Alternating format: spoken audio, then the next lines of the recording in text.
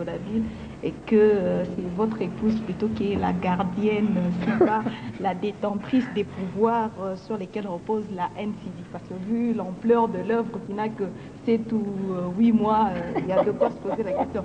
Ajoutons cela, Joël, des richesses qu'il a accumulées. Pasteur, toujours dans une belle voiture, beau costume, toujours souriant. Pasteur, est-ce que votre aisance ne résulte pas peut-être de biens matériels que vous avez dû avoir quand vous étiez à Viens-et-Voir? Merci ça peut beaucoup. résulter justement de quelques coups de baguette magique, on se Ça aussi. Une chose est vraie, c'est que les chrétiens et les païens se mettent d'accord sur une chose. Que quand quelqu'un réussit ou semble réussir, ça ne peut être un que du côté de la magie et de l'autre du côté des vols et des détournements. Mais aucun chrétien ne prouve qu'est-ce qu'on a détourné. Ça au moins c'est vérifiable. Si on ne peut pas vérifier dans le domaine de la magie, mais dans le domaine des détournements, personne ne peut détourner. Toutes les églises, et surtout les églises que moi j'ai dirigées, ont eu des structures avec des données sur ordinateur. Et j'aimerais vous rappeler ici que mon ancienne église est la seule église, même jusqu'à ce jour, qui a les ordinateurs les meilleurs de la ville. Même la Gécamine n'en a pas. La seule entreprise concurrente en matière d'ordinateurs, c'est Forest. C'est des choses que j'ai amenées des États-Unis. Donc, on peut voir toutes les données sur les ordinateurs. Je ne discute pas sur cette question-là. Et puis, le pasteur Luc n'a jamais acheté une voiture neuve. Jamais. Ce sont des voitures d'occasion qui ont coûté quoi? Ne rentrons pas là-dessus. Pour me parler de la magie. Mais c'est quand même étonnant que la Bible nous parle du succès. Et quand il y a un début de succès, que nous attribuons tout à la magie.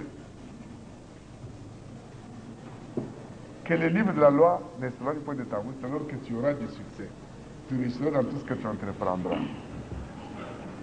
Bien aimé, si moi je consacrais toute ma vie à ne servir que le Seigneur, quelque part, le Seigneur fera aussi en sorte que ce que je fais, même si je n'ai pas d'argent, que ça réussisse.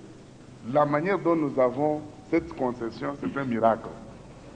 Je ne vais pas y revenir, je vous le dis dans le président qui a raté, qu'il y a des moments où tout homme de Dieu garde le secret de ce que Dieu lui dit, jusqu'au moment où Dieu lui dit de révéler ceci ou de révéler cela.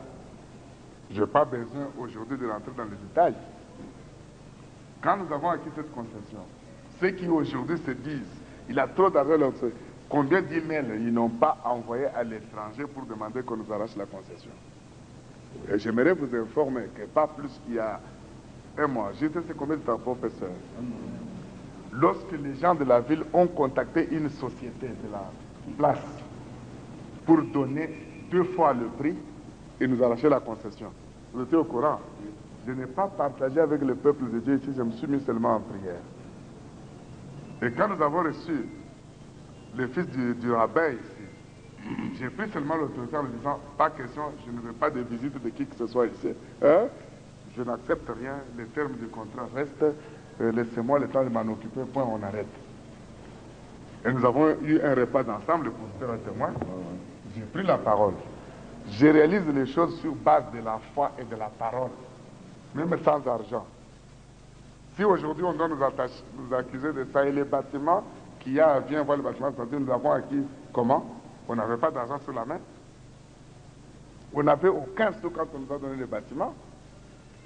Et moi, dans ma perspicacité, je suis allé à la rencontre de quelqu'un. J'ai pris 15 000 $. 7 500 j'ai remis en main propre à KTB, qui me demandait, mais vous prenez les bâtiments dans combien de mois? J'ai dit tout de suite. Vous avez quoi? J'ai dit presque rien. 7 500. Et sur 280 000 francs et 280 000 $, j'ai mis sur la table seulement 7 500. Il m'a donné les clés. Donc c'était la main de Dieu. La main de Dieu. Alors la même main qu'ils les ont vus, c'est la même main que vous continuez à voir. Donc c'est la même main. Amen. C'est la même de. Donc c'est la même main. Amen. Et ici, j'aimerais témoigner C'est lui qui a pris, qui est venu avec les gestionnaires de la concession. Sans argent, sans quoi? Pour casser les cadenas et remettre les cadenas. Jean-Jacques, c'est pas toi? Et quelqu'un va te dire aujourd'hui que non, le pasteur il a trop d'argent, il a payé. Non, tu comprends? C'est pour dire que moi, j'y réussirai toujours, avec ou sans argent. Et c'est ce qu'on appelle arrogance quand vous confessez ce que vous croyez. Terminons du moins cet aspect en disant, il est écrit, comme nous avons le même esprit de foi exprimé dans cette parole de l'Écriture, j'ai cru, c'est pourquoi je parlais, nous aussi nous croyons, c'est pour cela que nous parlons. Bon, Pasteur Albert, avant que je ne reprenne la parole, maintenant vous êtes entouré de collaborateurs nouveaux.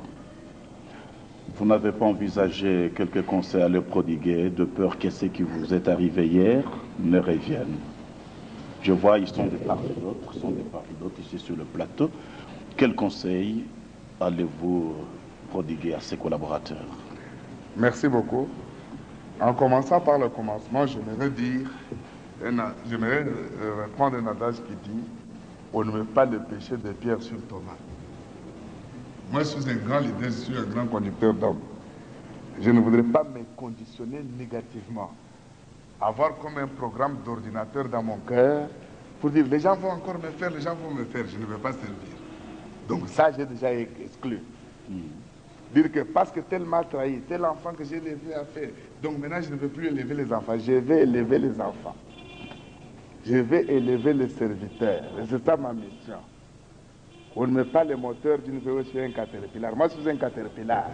Je vais porter les enfants. Donc, comme pour dire que même si demain quelque chose de semblable arrivait... Parce que c'est en train d'arriver aussi, donc ce n'est pas étonnant. Il y en a qui font les mêmes choses même maintenant, c'est pas étonnant.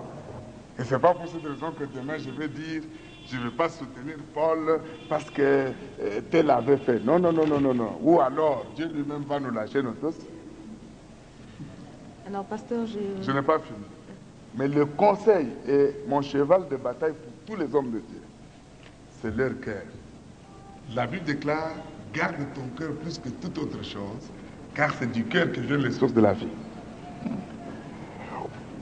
Je n'ai jamais craint la carence de prédicateurs, d'enseignants, non. Mais j'ai toujours une inquiétude quant au cœur des gens. Et c'est ça mon cheval de bataille. Je voudrais que les gens aient le cœur correspondant à leur appel, à leur onction, pour porter les gens. Après tout, les gens, Dieu veut bénir les gens. Et si quelqu'un n'aime pas les hommes, le travail qu'il fait est inutile. Le cœur doit être rapproché au ministère et à l'appel et à la vision. Le psalmiste nous dit, reçois favorablement les paroles de ma bouche et les murmures de mon cœur. C'est-à-dire qu'il faut qu'il y ait complicité entre le cœur et la parole, entre le cœur et les actes, qu'il n'y ait pas de dichotomie. De sorte qu'il n'y ait pas d'hypocrisie. Et quand je dis que tel est ceci, qu'il soit ce que je dis, je crois qu'il est. Et ça, c'est le plus grand conseil.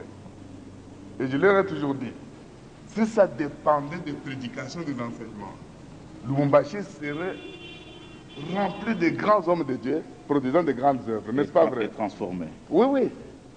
Quand les gens montent en chair pour prêcher, vous êtes fascinés, vous êtes emballés, vous êtes, on dirait, émoustillés. Mais pourquoi beaucoup de gens ne produisent pas sur le terrain? Le cœur.